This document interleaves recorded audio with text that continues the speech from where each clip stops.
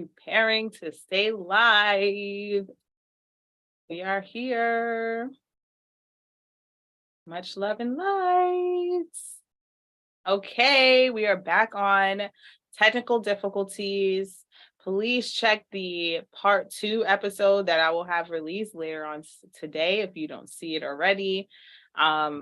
YouTube or Zoom or ourselves, something disconnected, but we're back and we're here and I'm tuning in with Jehan. We've been talking about self-sabotage, what it looks like, how to get through it. And we just got through some resistance, what could often sound like self-sabotage, but we must journey forward and understand that things happen and you can't always get everything to be the exact same way.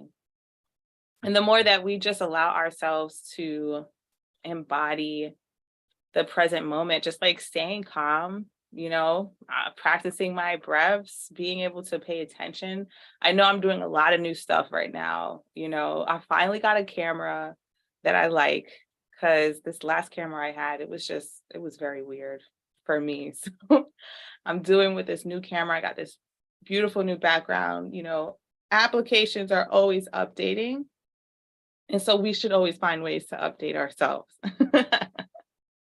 Absolutely. Update and upgrade. Get those Yes, downloads. yes, yes. I really wanted to just talk about that. You just said it really quick, downloads, in order for us to receive new downloads that help us to get through our now moments, we really have to clear up that backlog of self-sabotage. And a lot of times people don't really realize how difficult it is for them to clear up self-sabotage. How have you noticed it coming through for yourself as you're building yourself in your coaching business? Well, specifically, because I've been doing this for 10 years now, and some days I feel like I'm having a harder and harder time finding new things to pick on, you know? So I tend to get a lot of work on myself done through deeper meditation, where I spend about 20 to 30 minutes just in a quiet room, no music, nothing. And what I want to do is take myself down through the levels. And when I say levels, I mean levels of consciousness, brainwave states. So I try to go from so we're in beta brainwave right now having this conversation because we're logically trying to understand. When we meditate, we go into alpha, which is relaxation, suggestibility. But then below that is theta. And I try to get myself down to that level just through a basic visualization exercise. And I think about what are the problems that I'm having?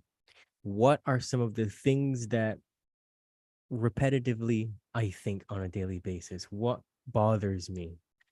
And then I check myself. I use like basic muscle testing to see whether or not this is true. So like if I say to you right now, if I loop my fingers together, I say I am Jehan. That's true, and nothing I do can break that loop. But if I say I'm Mahatma, that's a hard no. And so it can be that simple once you reach those deep levels of awareness and you can question yourself, is this something that's really true for me? If that's a yes, then what can I do with that? Question it to death. Realize that that's not true. And work like that can be really scary as well. All of it can be really scary. But we have to remember that it's the rock bottom philosophy. When our desire to change is greater than the desire to stay the same, we'll make changes. But we have to continue to ask ourselves and survey ourselves and be like, why does it need to be that way? Why can't I just learn and grow every day where I'm at without needing to receive some new manifestation, without all of these kinds of things? Because it's like you said, it's just deleting those old file folders from off of the hard drive that we don't need anymore. And life will naturally change in positive ways. Abundance and prosperity will multiply naturally in a way that it's hard for us to notice. And then we have to go back to gratitude and realize I have all of these opportunities, all of these wonderful people, all these things, all this money, all this stuff that I didn't have a year ago, 2 years ago. you know? Yeah. Yeah. It's really important to self-reflect. I agree with you 100%. And for me too, like being able to just like find things to really reflect on, to really receive for myself, being at the level of understanding that I have. It does get challenging. However, at that point, for those of you that are still on that upward scale, even though it gets challenging, the challenge is no longer something to be hesitant towards. It's usually like, all right, what is it, like, let's just look at it and work through this, because we have just so many tools at this point that we have what we need in our tool belt. And if we think that we don't, we have someone else that we think may have a tool belt that could possibly work and help us functionalize it better. And that's what helps us to keep being mindful and maintain that. Because for myself, what I do to really focus on, how self-sabotage can come up in my life is I look to see, what can I stop procrastinating on? What do I actually have energy to complete right now? And I also think about, like, I have to remind myself that a lot of people in my family, in my generation, they just have not been in that business entrepreneurial avenue. And so you're just not going to get that kind of encouragement or showcasemanship that they give us for the regular standard 9 to 5. I mean, they're fully stocked. They have all the memory pile for decades to help us get through that. However, when it gets switched to that entrepreneurial road, those are just way new memory banks for a lot of the people in our kind of communities, because mindfulness is something that's just getting put on the board. So when we say our communities, it could be any kind of community. It could be wealthy, intermediate, poor, because what we're learning right now, physical wealth means absolutely nothing without having a mental wealth that's going to be able to help you sustain and keep the consistency of what the external world is showing you. It's real easy for you to manifest something for you today, but it's a lot more challenging for you to keep manifesting it on a daily day basis without having to put a lot of effort forward for that to come forward. And being able to really look at self-sabotage is what's going to help us create optimal steps forward. So I really love to look at self-sabotage and words like procrastination, of like, okay, let's look at that, because it needs something and it means something for us. And the more that we give it space, the less we're going to be running away from those type of obstacles. Yeah, I have to agree with you there. And as well, I'm a very complex character because I spend the majority of my time either working, creating, or in nature. And I don't watch TV. I don't listen to music. I don't spend a lot of time on my phone and doing those kinds of things. And those are common ways that we sabotage as well, because we think to ourselves, oh, I just want to relax. Let's turn on a movie. And then you spend 2 hours scrolling through Netflix to find a movie. Which is 2 hours you could have been doing something else for yourself. You could have been meditating, doing some yoga, journaling, wash your damn dishes, wash your clothes, call up somebody that you haven't heard in a long time, have a chat with them, feed your soul, read a book. You know what I mean? Right. And we pick up so much of the repetitive content through the things that we emotionally identify with. So I try to avoid things that are going to give me a negative fix, it's going to feed that darker part of myself that it doesn't serve any purpose. Right. And Yeah. that's And something, yeah. listen, for those of you out there that are spending 2 hours trying to find a damn movie, call somebody that you haven't spoken to in a long time. I'm pretty sure they have a movie suggestion for you. Like, it's the intentionality, that's what it is at the end of the day.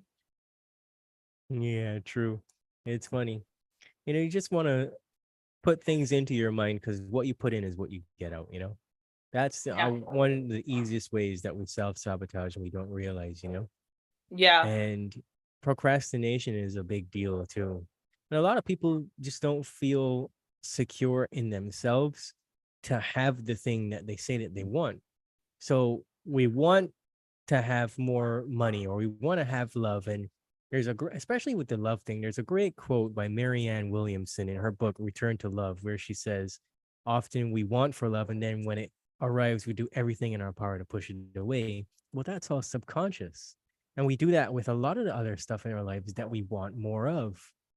And we have to learn to dial it back a little bit, step back and say, okay, hold on, you. Why are we not getting the outcome that we want? Rather than putting the blame on other people, what is it I could actually believe that is causing me to act in a certain way, you know? Yes. Okay. Yeah. Yes. 100%. 100%. Well, this has been an awesome conversation. It's been awesome going through the resistance with you. I know when we first tried to do our pre-chat, like your electricity went out. So here we are in the live. And of course, you know, we got a little disruption, but there's nothing wrong with disruption. We just move right through. Is there any other like final words that you wanted to share about, you know, maneuvering through our subconscious energy? And anything else you want to share with the audience of how they can find you? Honestly, I would say to people, just go easy on yourself, and not in a way that, you know, you just baby yourself, but know that you're a human being full of stuff, and sometimes your mental environment can fire off some terrible things that you don't want to hear. But all of that is the information that you need to look at so that you can be on the other side where there's joy and love and inner peace. If you want to find me, you can email me directly at Jehan T.W Sattaur. That's JEHAN TWSATTAUR at gmail.com. You can follow me at Jehan Sattaur on Instagram. And you can also check out the Boundless Authenticity podcast, where we discuss everything related to the evolution of human consciousness on anchor.fm/boundless authenticity, or Spotify, Apple Podcasts, YouTube, Odyssey. Fantastic. Thank you very much. And you're going to be sharing with us a meditation to close out today's episode, right? Yes. Yes. Okay. Awesome. So before that, I'm just going to do a brief message to segue us into that mindfulness exercise. So go ahead, take your time, get yourself into your guru-ness, and we'll be right with you after this short break.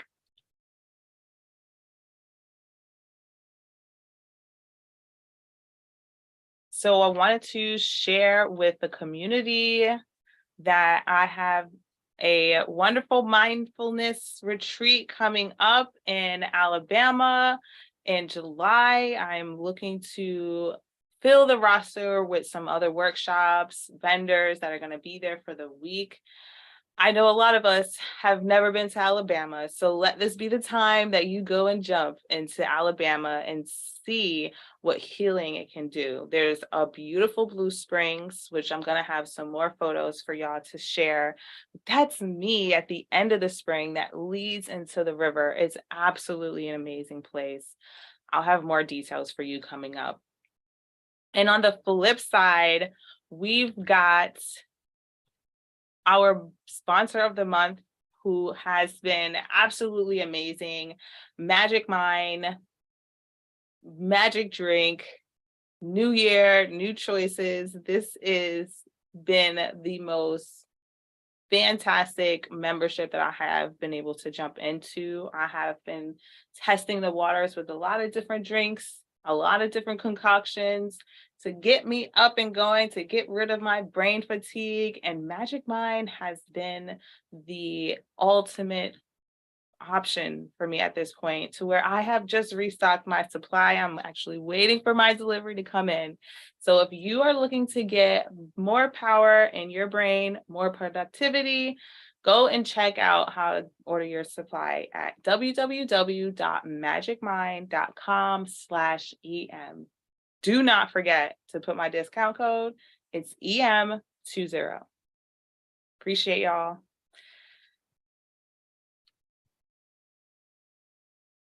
Okay, okay. We are ready to jump into this mindfulness. I just want to set off with just playing my bells. Well, actually, these are my chimes. This is how we set the mood over here at EM. Perfect. Can see it a little bit. These are my chimes. Peace and light.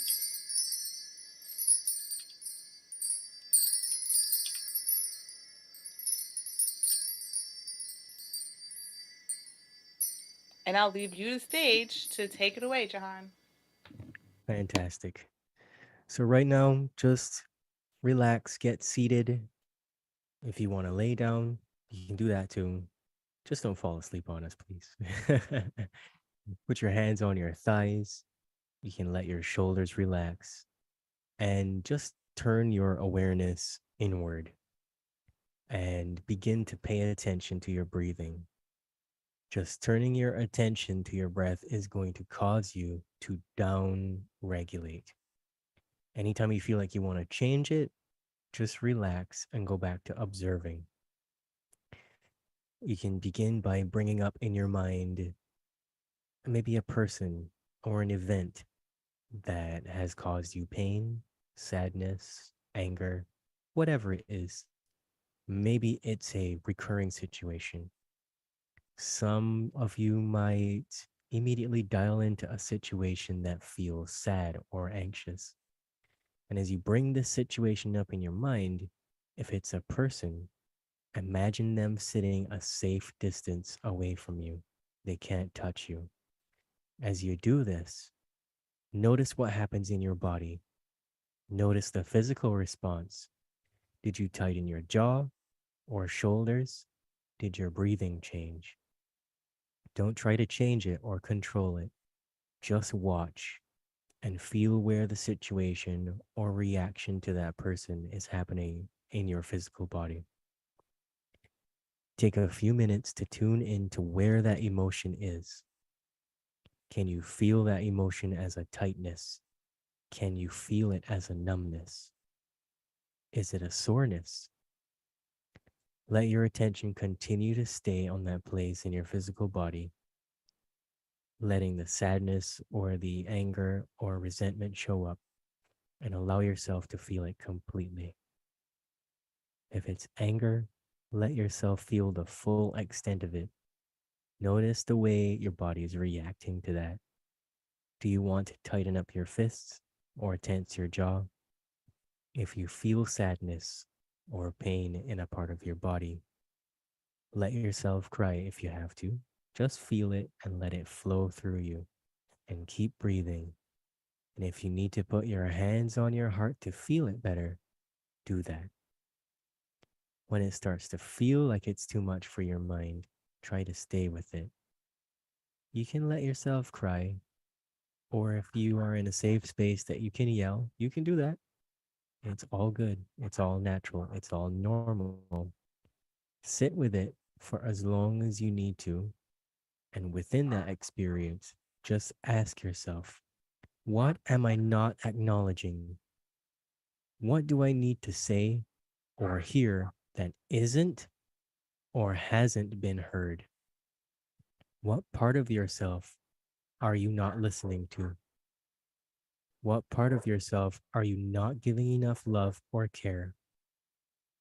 What part of yourself wants to be heard through the pain, the anger, the sadness, the regret, the rejection, the tension in your shoulders, the tightening of your fists? What are you not acknowledging? The answer might come up in the form of thoughts or ideas or visuals or sounds or more tears. You might even be yawning. That's totally fine. Just keep sitting with that. Know that energy is being released and you are being allowed to feel these feelings. And it's okay if you don't really feel much right now. It can take days or weeks to let this go completely. But I have found that more often than not, there's an immediate change. Eventually, your jaw will release, the area of pain will release, and the tightness will let go. Perhaps you are having a sense of freedom in your mind, a slight shift. Maybe you feel tired. Allow yourself to feel whatever that is completely and keep supporting yourself. Ask yourself, how can I help you? How can I support you? You can stay here in this space of receptivity, gentle, kind listening to your own heart, your own needs, and it's completely safe to do so. If there is someone else that you want to hear you, we have to understand that we can't control them or make them listen. But right now, we can release that pent up frustration now so that we avoid that toxic pattern occurring again. Just by listening, just by giving yourself the full support, you can choose to come out slowly by focusing again on your breath. And as you come out of it, just move your fingers and move your toes and roll your shoulders and maybe move your head around. If you feel like you want to journal about it, you can go ahead and do that. If you want to talk to someone about it, I'm here to listen. Mahatma's here to listen. But you can just come out and know that you're safe and you've just released some energy.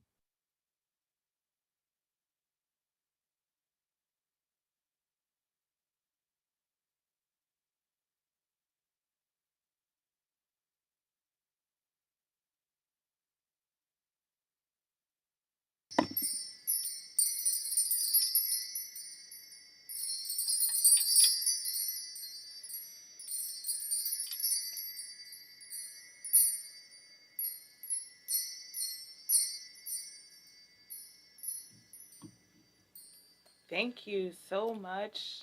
That was so refreshing, so releasing. I commend you for being able to share this space. A Thank you for great way to allowing me to end. share that. Yes, thank you very much. I appreciate it. Um, I feel very meditative right now. Well, that's my gift to everyone. We had a rough 2 or 3 years going on, and we're still carrying a lot of trauma. So, Yes, got to get it yes, out. yes. And thank goodness that we have more people coming out and feeling open to doing guided meditations, because when I started meditating like 5 or 6 years ago, it was tough to find. So I'm happy to share with that with the audience and being able to wrap up the show with this mindfulness. So I just want to let me see. Make sure I change this. I just want to share. I have a card, so I'm just going to shuffle the card and see what energy came out from that wonderful meditation. Because that's something that I like to do after a meditation or before a meditation. So Buddha Wisdom card. You are what you think you are. Pure thoughts bring inspiration and happiness. Key. So make sure, those of you that just finished this meditation, that if you're not bringing inspiration and happiness forward, they're not so much pure thoughts, and you may want to reflect on that. I love it. So thank you to everybody that shared and, well, that listened to our shares. And thank you, Jehan, for being here. It has been such a pleasure. And for those of you that love listening to Elite Talks, we'll be back again in 2 weeks with another co-host to help raise to raise the elevation. So see us here back again 2 weeks the next Wednesday. Much love and light, y'all.